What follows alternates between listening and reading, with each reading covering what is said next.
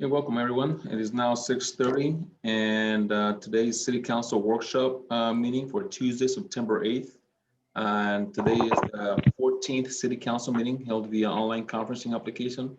All City Council members and city staff are participating from a remote location, and the meeting will continue as long as there's a quorum, which I believe we do have at this point. Please allow one person to speak at a time. I will call on each member to make sure we have had an opportunity to ask any questions. I will now ask our city clerk to start our roll call, please. Mayor Guerrero, Here. Deputy Mayor Stremler,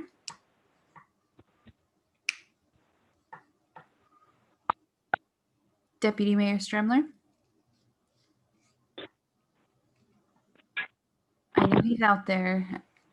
He may be on mute. Councillor Farmer, Councillor Henry, I'm here. Councillor Restucci, Here, Jackie. Councillor Hicks, and I know he's out there. I'm here. Oh, perfect. Councillor Broersma, I'm here. City Manager Casey, I'm here. City Clerk Renteria, I am here. Finance Director Alba, Fire Chief Anderson, I'm here. Police Chief Escalera, Jackie, my apologies. Both Chief Escalera and Finance Director Alba are excused this evening. okay, Public Works Director Fisher, and I know he's out there too, maybe just on mute. This is Deputy Mayor Stremmer. I am here. I had to unmute myself this time. I thought it was done automatically, but apparently not. Okay, perfect. Thank you so much. Did we receive an excused request from Councilor Farmer at all? I did not receive one. No. Okay, so we'll hold off in case he does join us in a few minutes. If not, before the meeting is over, I'll ask if you want to request an excused absence for him, or if we want to leave it as unexcused. Okay, well, thank you. We do have a quorum. So our active agenda is going to be having our Sunnyside School District presentation with our superintendent, Mr. McKay. Good evening, everyone. Good evening, council members. Good to see all of you. Good to see you, city staff as well.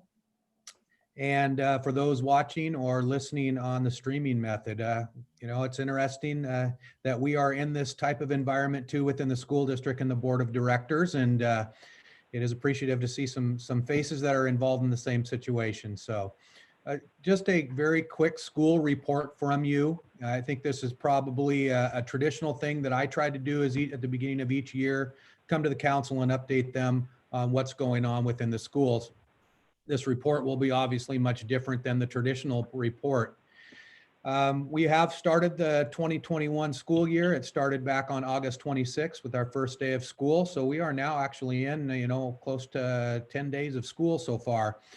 Our school year, as all of you most likely know, we are in a virtual learning model, which means all of our students are learning from a virtual location remotely, most of them from their homes.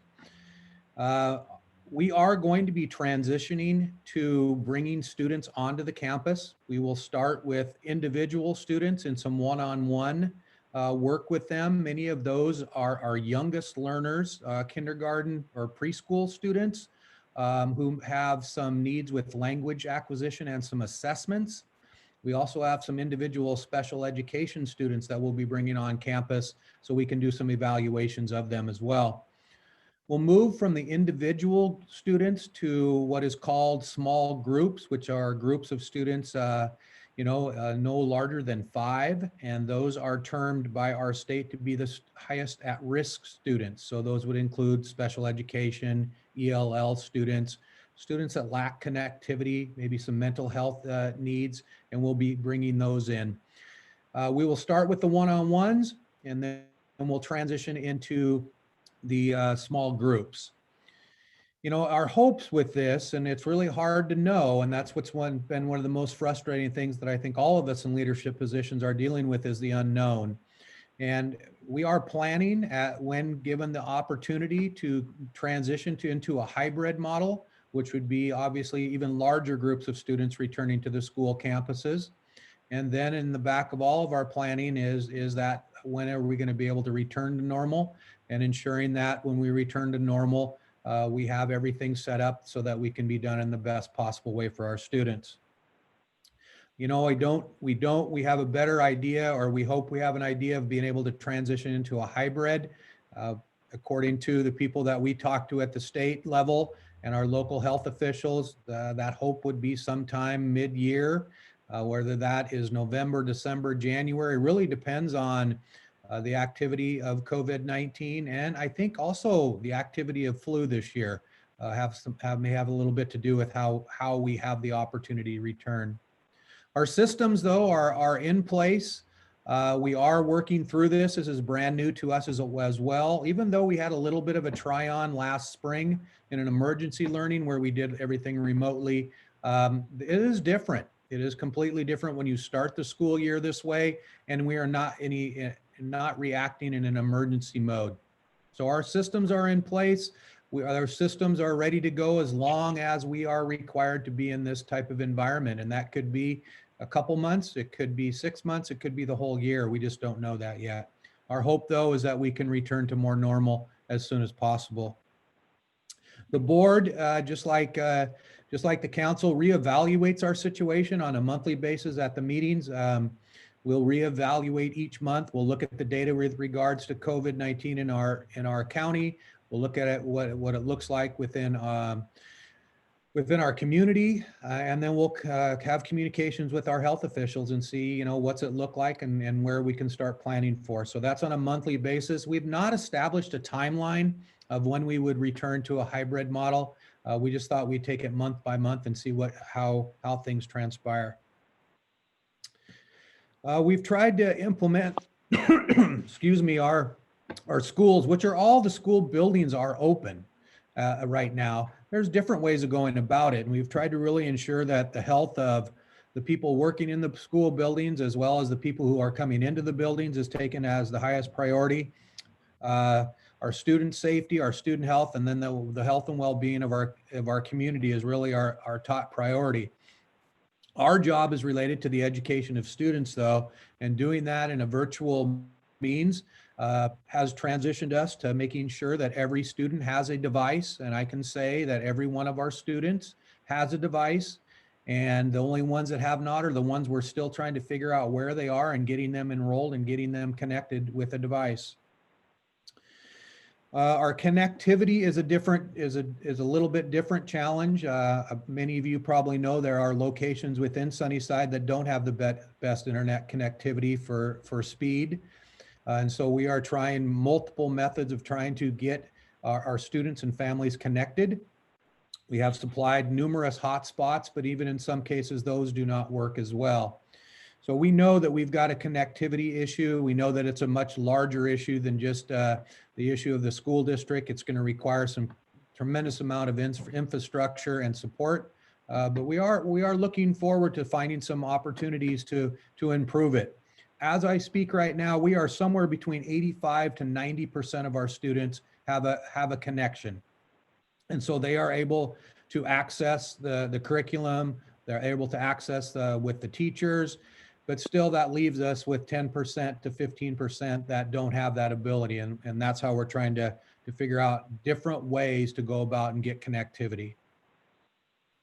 We are delivering meals through our transportation system. We are delivering breakfast and lunch to students using our bus transportation system and our bus stops. We have found some success with that, but we also feel like we're missing students as well who aren't able to get to those locations when the bus goes by for whatever reason. We do have one building right now which is giving out food during certain times, and we'll probably expand that to get a greater number of our students the ability to get their meals.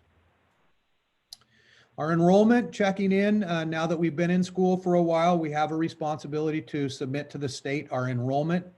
And currently, we have just a little over 6,600 students formally, officially enrolled in our school district. That is about regular. We lost some students, we gained some students, but really our whole mission has been, since we knew that we were going to go to remote learning, that all of our resources have really been out to an outreach with our community of ensuring that students are enrolled and continuing their education. I think a lot of our work during the summer really has paid off in showing that we do have the enrollment of all of our students. Our next challenge will be is to sustain that enrollment, to make sure that all those students are engaged and continue to be attentive and active and pursuing their education. In a virtual world, we're very hopeful that the systems and resources we've put in place will continue that. But again, it's never anything that we've done before. So we're at the district level, and the superintendent who has responsibility over the finances of the district, we want to make sure that we continue to have our enrollment at where it starts off the year and not lose kids. Academically also, we know if we start losing kids, that means they're completely disconnected and they're not getting their education, which is was a great concern. Attendance and grading may be a question that some of you have. Attendance and grading were in a way kind of suspended last spring during the emergency. Attendance and grading standards went right back to where they were, and they are very similar to where we would be if we were in a traditional education system. Now, obviously, attendance, we are not counting attendance like you would traditionally was with having a student in his desk and counting them as attending each day. We have other ways of determining if they're attending and involved. And so we are using those. Those are state level rules that we are following. Grading returns. Grading, obviously, we'll have to look at grading differently, but the same traditional grading, whether it be a standards-based grading or a B, C, D grading, will all be back and implemented again. Like I said, buildings are open. Athletics and activities, I know that's a huge part of our community and all the things that go into our schools. And unfortunately, as where we sit at a county right now and being in a modified phase 1, we're not able to do any of those activities and extracurricular type of things other than in a virtual way. Once we move into phase 2, it will allow some smaller groups of students to gather together and participate in some extracurricular activities, whether that be in the fine arts or any of the clubs and organizations, or whether that be in the athletics. If you don't know, our state WIAA, which is the state oversight group for interscholastic activities and athletics in our state, has postponed all sports, and for competition purposes, they will move all of the sports seasons into 3 shorter condensed seasons starting in January. So in January, we would start with the traditional winter sports seasons like wrestling and basketball, and then we would move into the traditional fall sports seasons somewhere at the end of February or March, and those would include volleyball, cross country, football. And then we would end the year with the traditional spring sports starting at the beginning of May and then going through June. So those are non-traditional lengths of seasons. That means the amount of practices that will take place as well as the amount of competitions that will take place will be definitely shortened down. Now, that is to say that there are significant changes that would allow us from a health perspective to have our students involved in that.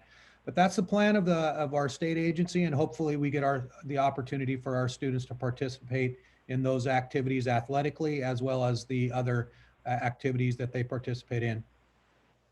Last but not least, you know that you can probably see evidence of construction going on at the high school.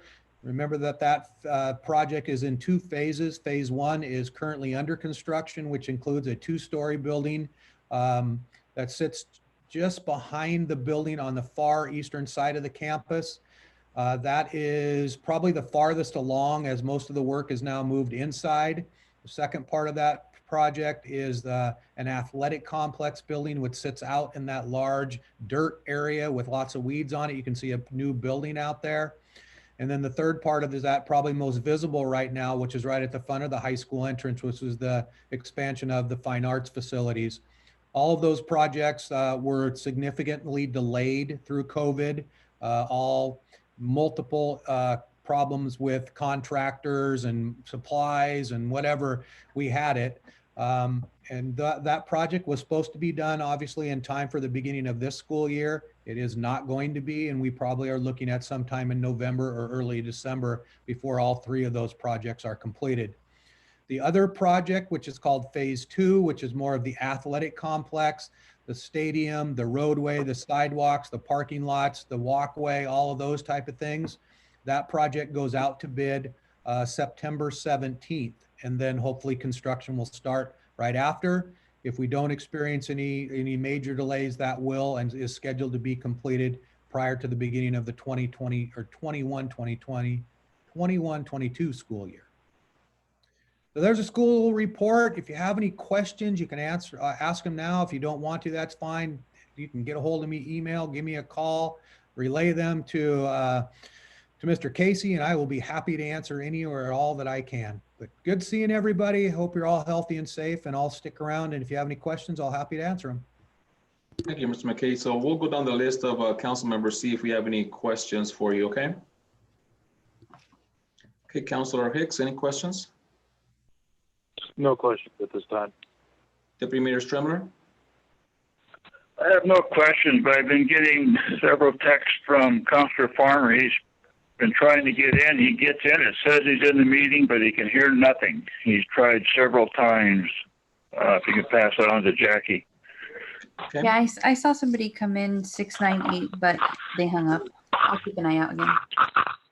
Okay, Councilor. Yeah, he says that it's dead silent when he gets it. It says he's in the meeting, but it's dead silence. Okay, Councilor Henry. I have no questions, just a comment about, I'm looking forward to hearing the monthly reports on the school because it is new to everyone, and I just look forward to hearing it. So thank you. Okay, Councilor Stucci. Thank you, Mr. Mayor. Good evening.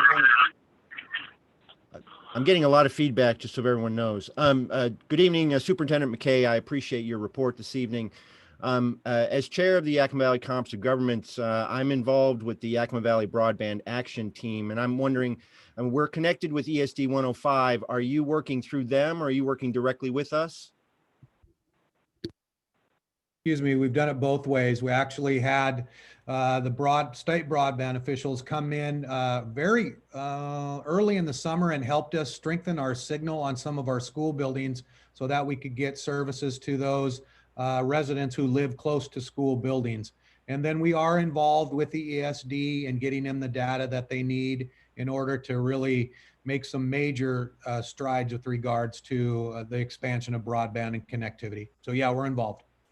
Wonderful. Thank you, sir. That's all I have, Mr. Mayor. Okay, thank you, Councilor Hicks. Already answered, no questions. Okay, Councilor Broersma. Yes, thank you, Mr. Mayor. No questions, just a comment. I want to thank Mr. McKay for his report. It was interesting. I know you've got a lot of work ahead of you with a new style of school, and I wish you the best for that. I do, and also I look forward to hearing your reports and see how that's going. Thank you. Thank you. And I do have a question. You said obviously that enrollment was down somewhat. Do we know how much it's down as far as from last year? You know, very, very little. And a lot of that has to do with the graduation of classes that are larger than the incoming classes.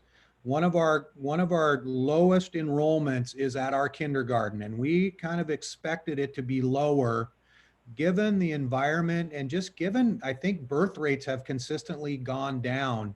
So parents have that unique opportunity to determine if they want to start their children in school at kindergarten.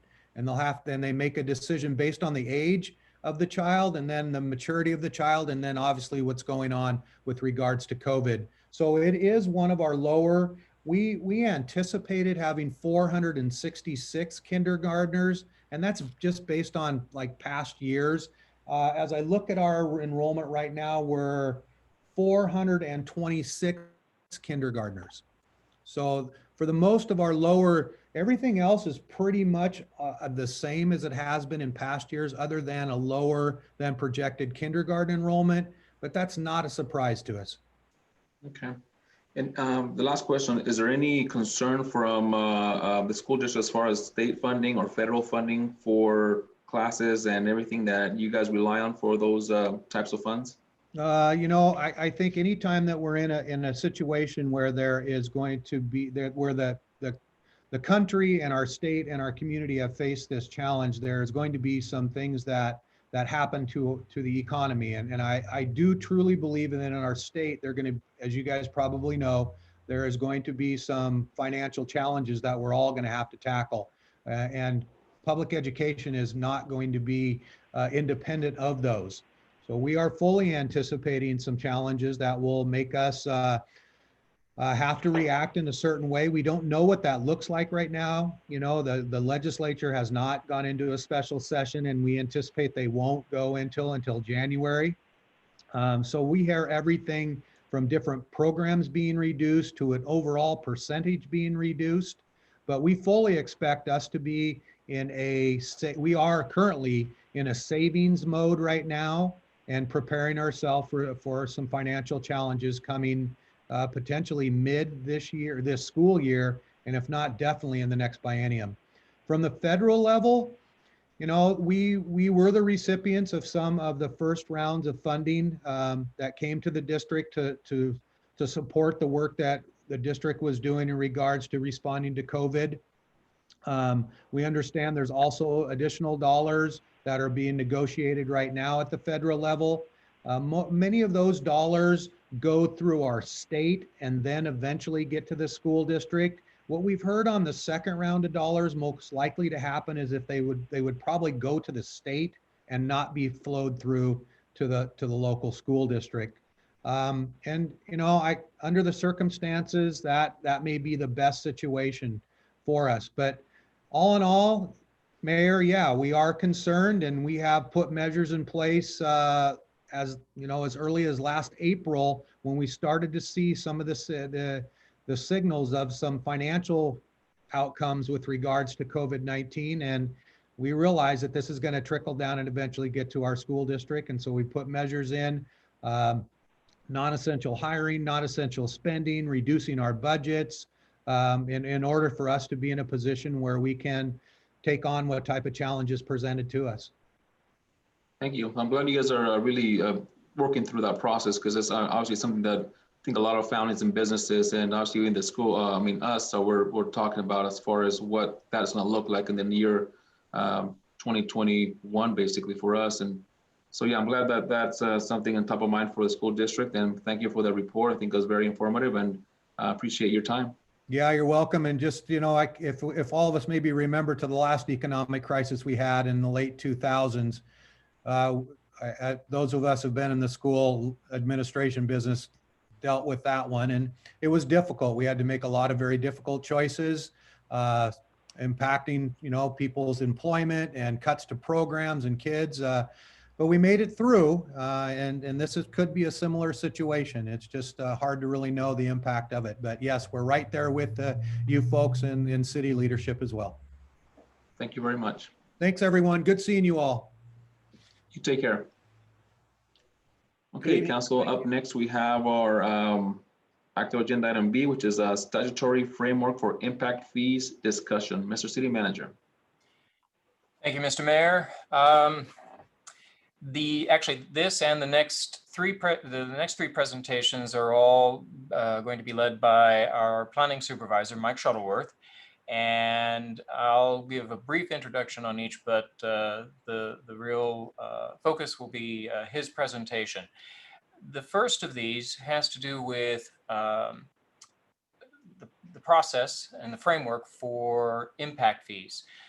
Council had requested information on this process a while back. What Mr. Shuttleworth will be reviewing is the statutory framework, the various sequential procedural steps that are involved. I think for me, a couple of the key takeaways are that there is a very thoroughly prescribed process and set of criteria that need to be followed in order to consider and then potentially set impact fees, and that at almost every step along the way, there's opportunity for both council and for the public to have input into that decision making. So it's designed to be transparent and well understood. So with that introduction, I'll turn it over to Supervisor Mike Shuttleworth.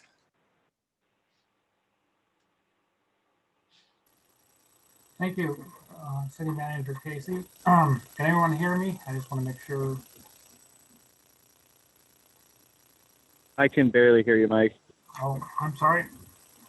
There seems to, Mike, there seems to be almost like a mechanical noise in the background there, like a fan or something. Nope. Sorry. Okay. I don't know if it's a machine or something, or let's see if I move the phone. Is that any better? No change on here, but you are coming through a little more loudly. I'm wondering if it's actually the computer itself because it's setting close. Okay, so I'll get started. I've been asked to look at development impact fees. One of the things to note is under the legislative's authority, they pretty well outline what they're expecting when you do impact fees. So impact fees are to ensure adequate facilities are available to serve new growth and development. So with that being said, impact fees are not to be used to take care of issues that are already there. So if the road's substandard, you can't use the impact fees to bring it up to standard, but you can use it as it relates to the impacts of that development on that particular road. So that's the note. When we're going through impact fees, we can't just look at what has taken place. We have to look at what that impact of that development is on the future of that road or that particular facility. The impact fees are promote early growth and development by establishing standards, which the cities would use to for new growth and development. Proportionate shares. So basically, not charging the developer for more than what that impact is, and then ensure impact fees are imposed through an established procedure and criteria. So specific developments do not pay arbitrary fees. So they're pretty specific on what they want that impact fees to be used for. Part of that process is going through the various city documents. One specifically is the capital facility plans and the comprehensive plan, which we will be working on this year and early next year. So as we go through the capital facility plan, we will try to do a robust process. So we really look at what facilities we have out there and try to come up with a proportionate share of what impact development has. So what impact does a new house or new subdivision, new large commercial operation have on those particular facilities. And when you talk about public facilities under the Growth Management Act, impact fees can be used for public streets, public owned parks and open space and recreational facilities, school facilities, and fire protection facilities. Specifically, these are what I would call general fund facilities. They're ones that are paid out of the general fund. Water and sewer and other specific independent funds have mechanism for people to pay. Specifically, like sewer will have a fee that you pay up front, and that's basically to buy into the system. Most of the streets, public owned parks and fire protection facilities don't have that mechanism where you can, pay into the system.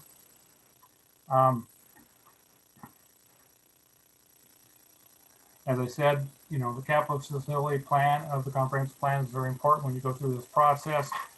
If you look at the information I sent you, they're specific when they do auditing or any other type of looking at these capital facility fees. They want to find the nexus of where is the fees related to what are the costs of those particular programs or particular. So if you have a street and you have a 10-unit development, what is that proportionate share of the new improvements to that road that are needed should be bared by those particular houses? And that would apply to all the facilities. I have included the city of West Richland, and they basically have park fees and transportation fees. They are fairly fast growing right now. They have a large farm that's being converted into residential. and it's been in the city for many years. So the capital facility fee plan, as we go through it, has to look at the public facilities and basically do an inventory of what the existing facilities are. And then if there's deficits, how we're going to fix those in a reasonable amount of time. And then additional demands placed on the facilities by new development, we have to basically come up with a formula of how that is being determined, so that there's a lot of looking at different things and costs of improvements, and what it's very difficult to decide what a single family dwelling proportionate share of a particular street, not to mention all the streets in Sunnyside. So this is not just looking at that street in front of that house, it's that car and where that car goes and what other streets it would use. So it's looking at system wide. So it may be that the impact is not directly on that street, but 2 intersections down, that's where the impact comes when all those cars go through that intersection. And then after we do that in the capital facility plan, we would have to develop an ordinance to have specific criteria in it. The cost of the public facilities, adjustments to those costs that can be made every year, availability of other means of funding those, such as the new district that you just created. Those are other means. There's federal funds, local funds, all those have to be considered as you're going through the process of developing your ordinances. And then the cost of those public facility improvements have to be looked at, and they have to be looked at every year, because the costs change year by year, and everything would have to be updated each year to keep consistent. And then, the method by which public facility improvements are financed, just to make sure that the development's not double paying. So if you have a house and they're paying an impact fee and then another fee, to make sure that those fees are not double charging them. And then as you go through the process, there's other processes too for if you have low income housing, you can exempt them from part of the impact fees, so that you promote low income housing if you want to.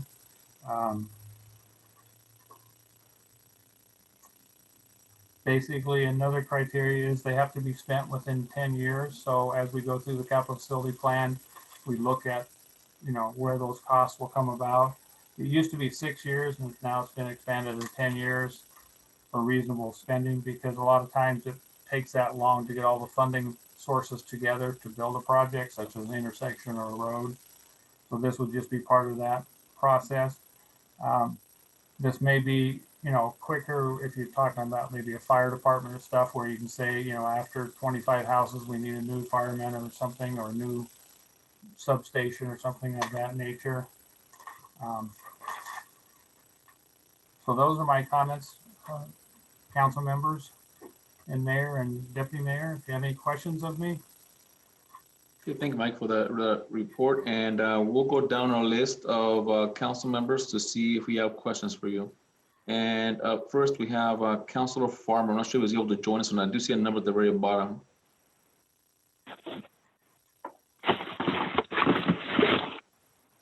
Okay, I don't see no one for Councilor Farmer, so move on to Councilor Boersma. Yeah, thank you, Mr. Mayor. So when I first looked over this, I kind of thought of this as kind of along the same lines as a carbon tax, essentially a made-up tax. Councilor Boersma, I think you might be too far away from your speaker because we could barely hear you. Let me see if I can make that a little bit better. Can you hear me better now? That's better right there. Okay, sorry, I wasn't leaning back at that point, so I'll try to do better in the future. So at first I thought, sir, that this was kind of like a carbon tax, which to me seems like a made-up tax to cover some sort of deficit in the budget. Kind of the same way the lottery worked, where it was supposed to originally cover education, but in the end it was general fund. I understand that I'm generalizing a little bit much here, but as I read it, getting to the real point of this, as long as it is something that is audited to make sure that the funds go exactly where they're supposed to go, I can see the use for this. And so I do appreciate your work on this, and look forward to studying this a little bit further, since over the weekend I didn't have that much time to look at it. But your report was helpful, so I appreciate that, sir. Okay. Up next, we have Councilor Restucci. Thank you, Mr. Mayor. I have to agree with Councilor Broersma's comments. I think used properly, these impact fees can be a useful tool in development. Excuse me. And I'm a firm believer that the taxpayer shouldn't have to foot the bill for development. The developer should foot the bill for development. Councilor Hicks. I'm in agreement with Mr. Restucci and Mr. Broersma. Good job on the report. You did help clear up a lot for me. Deputy Mayor Strumler.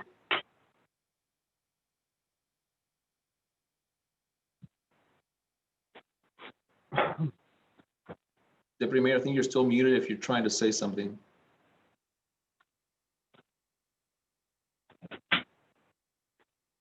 We'll come back to Deputy Mayor Strumler. Councilor Henry. No comments or questions at this time. Thank you. Okay, I'm back now, I guess. Okay, Deputy Mayor, go for it. Yeah. I agree with what Councilor Broersma and Councilor Restucci had to say, but as far as the presentation, I could not make out any distinguishable words. It was just all garbled to me. But as far as impact fees, what they had to say, I agree with. But like I said, I could hear nothing of the presentation. Any questions on the material that was sent over, Deputy Mayor Strumler? Maybe that might clarify, because basically he went over the material that he sent over, that's over in the agenda packet. Any questions on those documents? No. You good? Okay. Back to Mr. Mayor? Councilor Farmer. Yeah, I am on. I was unmuted. I didn't get unmuted in time. I firmly believe with my other colleagues that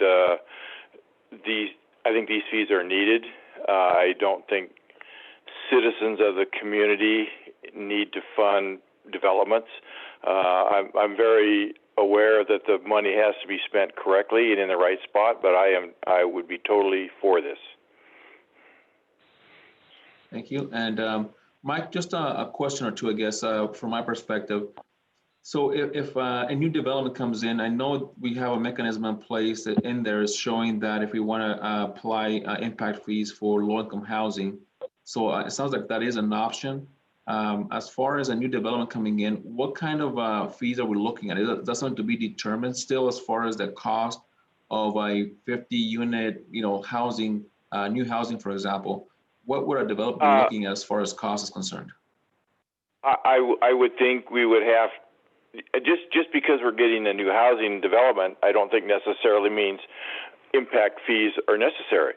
But when they start impacting our roads and our stop signs and our intersections, and possibly if the development is big enough where they would impact our ability for public safety, I think those are things that need to be considered in putting out some kind of an impact fee. And I think it would be varied depending on the amount of impact it had on our city. Councilor Farmer, this was addressed to Mr. Shuttleworth. He's the one who did the presentation, but thank you for your comments on that area. Mike, okay. Shuttleworth, sorry, I think the whole confusion, Mike Farmer, Mike Shuttleworth. Okay. Sorry about that. But Mr. Shuttleworth, as far as that question, is there any answer you may have for me as far as what cost might a developer might be looking at? Is that going to be prohibitive to somebody would discourage a potential developer from coming into the city?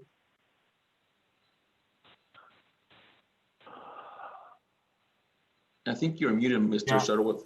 Sorry about that.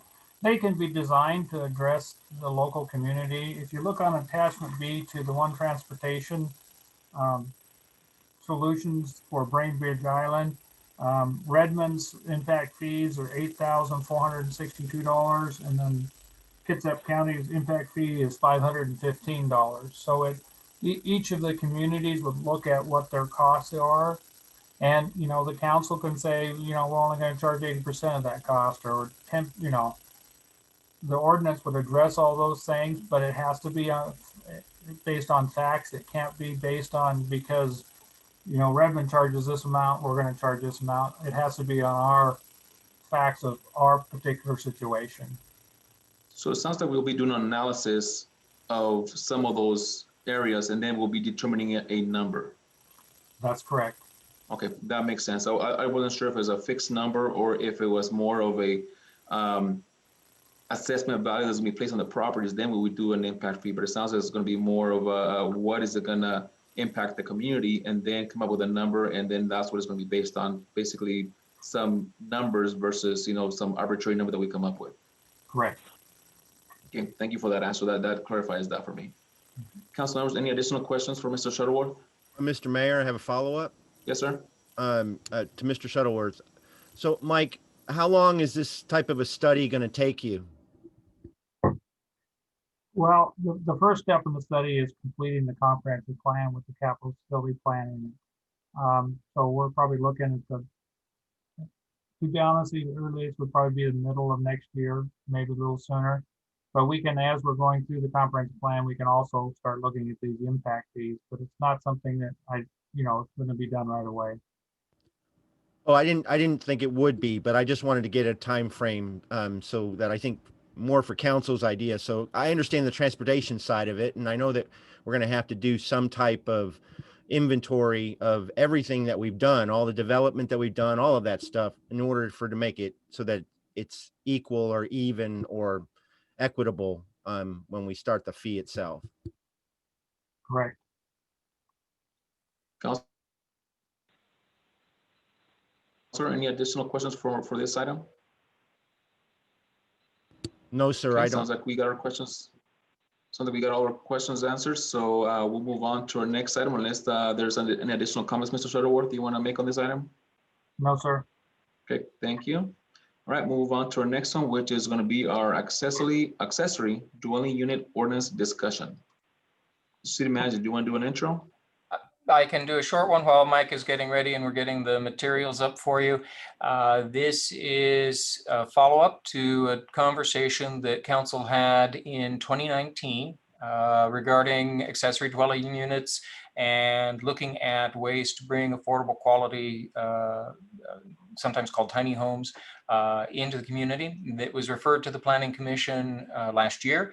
The Planning Commission has completed their review and process, has come up with a suite of ordinances and amendments to bring to council, and Mike is ready to walk you through all of those this evening. Thank you, City Manager Casey. Like the City Manager said, this is a process that started back in 2019. Most of this work was done prior to me coming on board by Aaron and others. But I do enjoy being the one bringing it to the finish line, and I appreciate the work that's been done. The ordinances look at, and you'll notice they talk about accessory dwellings and accessory caretakers unit. Does not talk about tiny homes yet. And the reason being is when I was working for Council of Governments, we did do some funding for some tiny homes, and they ran into a lot of zoning and building code requirements that really made it difficult to economically do them. And I understand the building code has been updated to address those, but it doesn't go into effect until next year sometime now. It was supposed to be in November. Now it sounds like it's being moved back till next year. So maybe it's a little early to start doing ordinances on tiny homes. We'd like to have that to be a package deal so that when people actually do it, they can actually build them reasonably as opposed to more expensive than a normal small home. With that being said, the Planning Commission conducted a public hearing on some accessory dwelling regulations. So there are 4 ordinances that it has attached to your staff memo. The first one doing basically amending the definitions, including accessory dwelling, the accessory caretakers unit. Now the caretaker unit, as it's defined there, is for like an industrial commercial. If they need somebody, the night watchman, somebody related to the business, as we see more and more issues where people are wanting somebody there 24 hours a day type thing. That's what this unit was for. It's not for creating additional housing. The accessory dwelling unit ordinance is for additional housing. So basically, they've often been referred to as mother-in-law facilities, or, a lot of the universities use them for housing for students. It's basically a 1 or 2 bedroom small home in the backyard or attached to the dwelling. It's not really a duplex, but it's a small one. Normally they're between 800 to 1,400 square feet, depending on the jurisdiction. The idea of these is to put some additional housing within the existing housing stock. So as you've got some lots that are maybe larger than normal and they've already got a single family dwelling on it, this is the way to add another dwelling. And it can, provide a substantial amount of housing. Most of the time there's some kind of a relative or something will live in those. The criteria, the second ordinance is actually the criteria, and what that is that as somebody applies for accessory dwelling unit, we would go down through that criteria and check it off. If they meet all that criteria, then they can develop them. And the accessory dwelling units would be allowed in all residential zones. As you notice, R3 is in there, and basically it would be allowed as an accessory use to a single family dwelling, not for accessory use to an apartment complex or a duplex. And then the third one is actually allowing the accessory dwelling units as a permitted uses in the various residential zones, the urban residential, the low density, medium density, high density residential zones, so that every residential zone would be allowed an accessory dwelling unit. And that is only 1 unit per lot, so they couldn't have multiple accessory dwellings. And then the ordinance 4 is allowing accessory caretakers units in the free commercial, basically the commercial and the industrial zones and the airport zoning. And these ordinances have been through a public hearing with the Planning Commission, and they have recommended approval for all 4 ordinances. They have today, we sent them to the city attorney to review them, provide comments and possible changes. That's my comments. Mr. Mayor, is there any questions? Thank you, Mr. Shuttleworth, and we'll go down our list of council members, and we'll get any questions that we have answered from you, okay? Mr. Mayor? Yes, sir. I know we normally would go down our list, but given that Councilor Farmer was a member of the Planning Commission in 2019, I'm wondering if we could hear from him first. I have no problem with that, but the rest of the council doesn't. Okay. Yes, sir. Hearing no objection, let's go and have Mr. Councilor Farmer start us off with this item. As being on the Planning Commission, I think there is a definite need and a definite place for some of this type of housing and some of these types of buildings. I would be very concerned about zoning where they could be allowed and the placement of the dwelling. Those would be my concerns. I certainly think it's viable for Sunnyside. I would have no objection to it, but I do have concerns on zoning and placement of these particular type dwellings. When you say zoning, like maybe like industrial zoning, that's something that you would be concerned about? No, single family residential R1 zones. Got it. Okay. Would be my biggest concern. Okay. All right. So is there any questions for Mr. Shuttleworth from you, Councilor Farmer? No. Okay. Thank you. We'll go up next. We have our Councilor Broersma. Yeah, I have no questions or comments, sir. Okay, Councilor Restucci. Thank you, Mr. Mayor. Just want to thank the Planning Commission for the work that they did on this. I appreciate it. I agree that there is definitely a place for it in Sunnyside. I too have some concerns about zoning, but I'm definitely willing to debate those issues when they come up. Okay, Councilor Henry. I just have a comment. Since this was kind of my baby, I'm really happy to see this moving forward, and I do appreciate all the work you've done on it. So thank you. Councilor Hicks. No, I'm in agreement with my other councilmen. That's just my only concern is zoning, so we don't end up with a bunch of little bitty houses stuck in normal neighborhoods. Okay, Councilor Stremler, Deputy Mayor Stremler. I agree with everyone else. We have a need for it. I think we got to be cautious of the placement, which comes back to the zoning, of course. But we do have a need for it, so I agree. We need to move it forward with discussion. Okay, Mr. That's Sherwood, so all I have I a have. couple. Thank you. I've got a couple of questions. So obviously there's a minimum lot size, so we can't have a 0.19 lot and there's barely any lawn space. So there's going to be a minimum, obviously, space between the boundaries of the property of the lot. So technically a small lot would not be able to accommodate a accessory dwelling unit because it would have to meet a certain requirement. It sounds like from what I heard you say was between 800 and 1400, and they will still have to have those 5 feet from the fence line, for example, requirement. Is that something that obviously you see might be addressed through all these ordinances? A lot of those are already in the zoning code. So basically, the accessory dwelling have to meet the setback requirements. The accessory dwelling and the primary dwelling would have to meet the lot coverage numbers. All of those things are not being changed. This just allows somebody to put in an accessory dwelling. So you probably will see this most likely on the larger lots where there is, a large backyard, and it's flexible. They can attach the house, detach it. So depending on their circumstances will depend on where they place it and if they are able to place it on the property. And the other question I have is, obviously right now we have a 2-car garage requirement for new construction, and the ones that already have, for example, a 2-car garage, could they technically turn that into accessory dwelling unit and eliminate the 2-car garage from their property?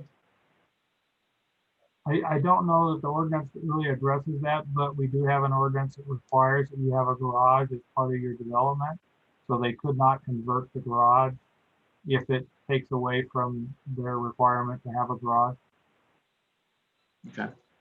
And well, thank you for that. I appreciate obviously, like my colleague said, all the hard work from the Planning Commission going through this. I'm sure it's a lengthy process. I've been through a few of these in the past, and I really appreciate all the work that the Planning Commission does on these, and I don't take it for granted. A few of us have been through the Planning Commission, and I know it's a lot of hard work to get some of these items done, and to the liking of the general counsel, because sometimes we seem to have differing opinions where we want to go with this. But reading most of this, it seems like we are in a good direction as far as trying to address some of these ADU units in the Sunnyside area. So thanks you and everyone involved in getting this done. Thank you. Mr. Mayor, if I might make a comment, please. Yes, sir. I just, for council's awareness, I believe in some past discussions, public discussions around accessory dwelling units. In some communities, there's been questions around the responsibility of the owner of the property, whether some communities have chosen to require the owner to be on site, the property owner to actually be resident when this is done, and in some communities they don't. And I believe the Planning Commission also discussed that issue, and so I was going to, I know since that sometimes has come up as a question, I was going to see if Mr. Shuttleworth could speak to where the Planning Commission ended up in its recommendation on the responsibility of the property owner to be physically on site when putting in an ADU.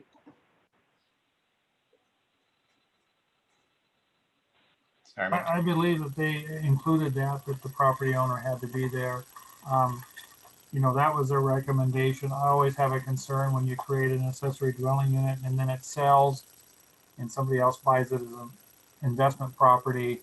What do we do as a city? Make them close down their accessory dwelling? It can create issues in the future.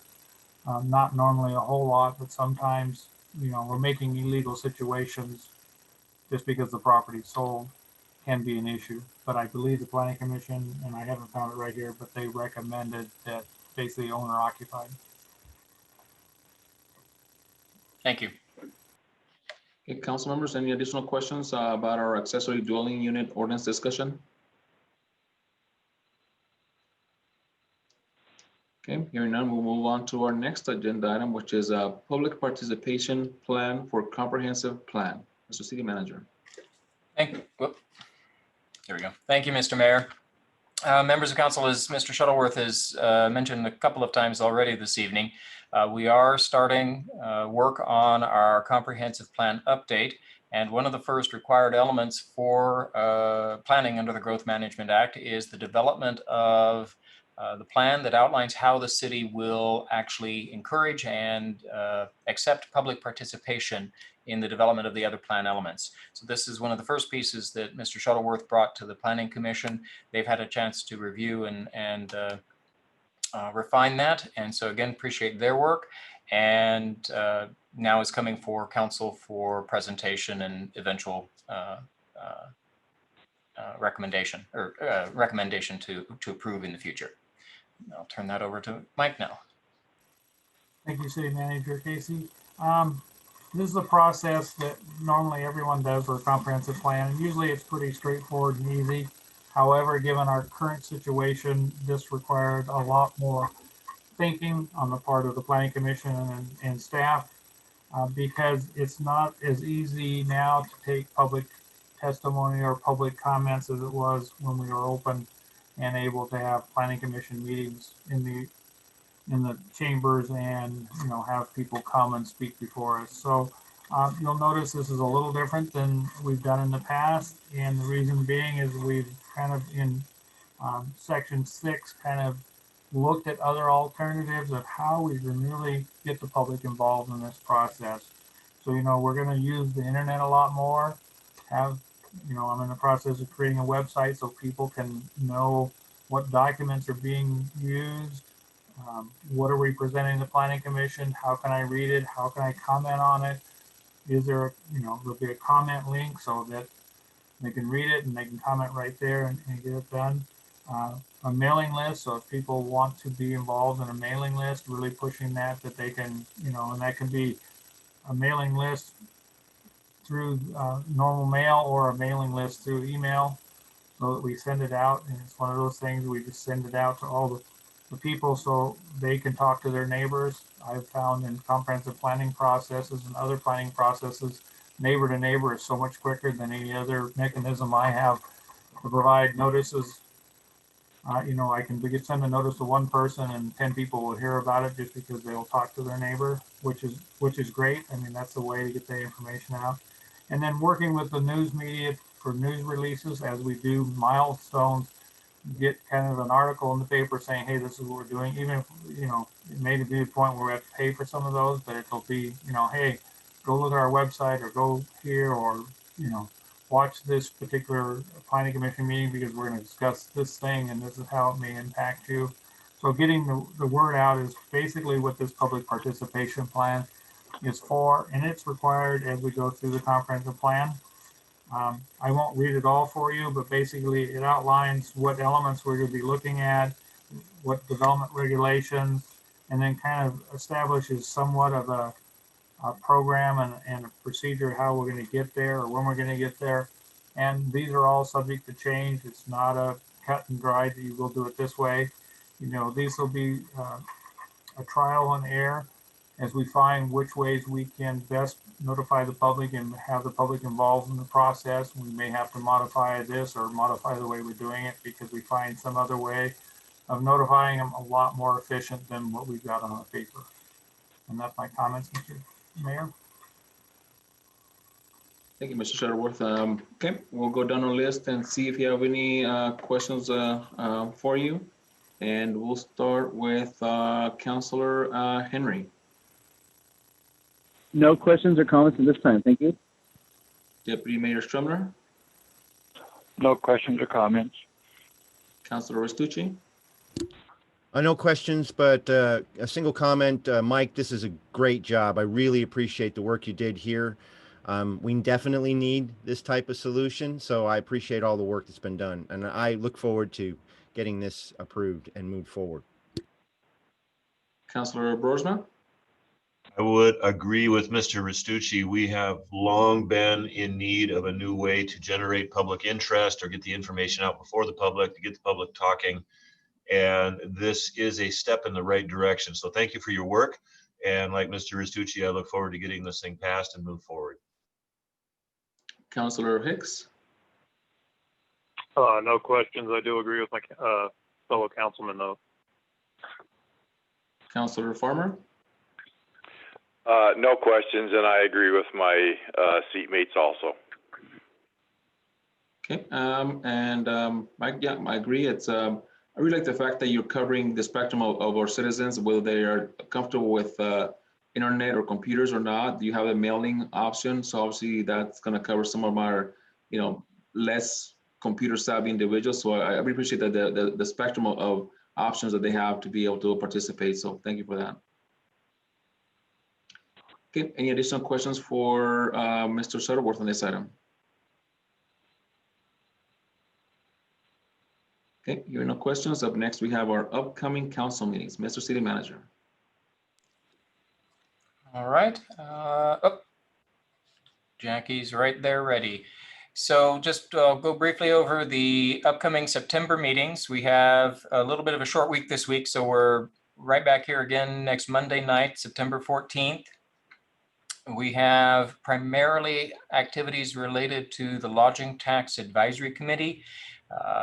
They have met and are ready to make their funding recommendations for 2021.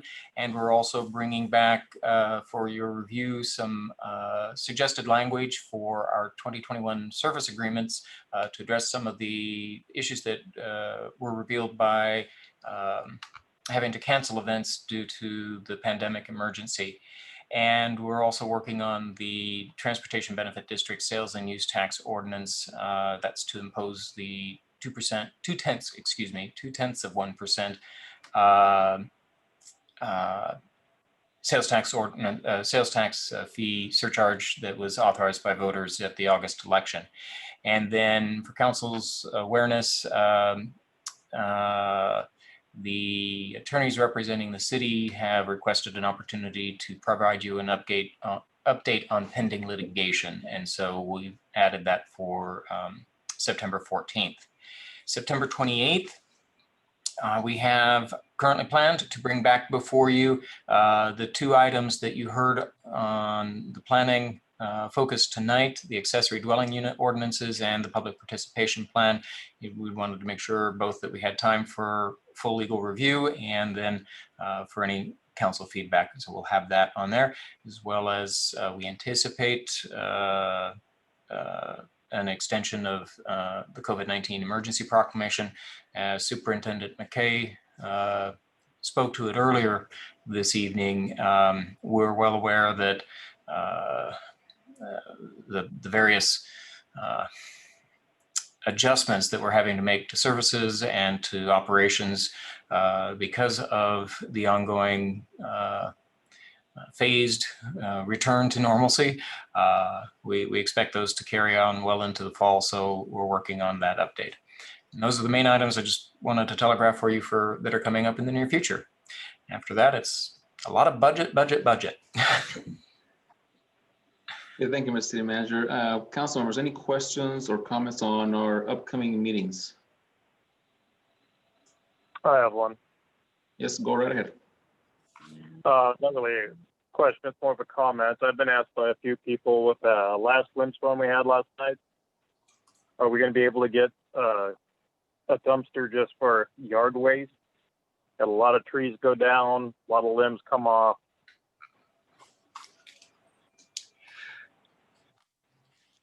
Let me follow up on that. We actually spent a good chunk of today just trying to get our heads around the waste that was generated and the debris that was generated by the storm in city parks.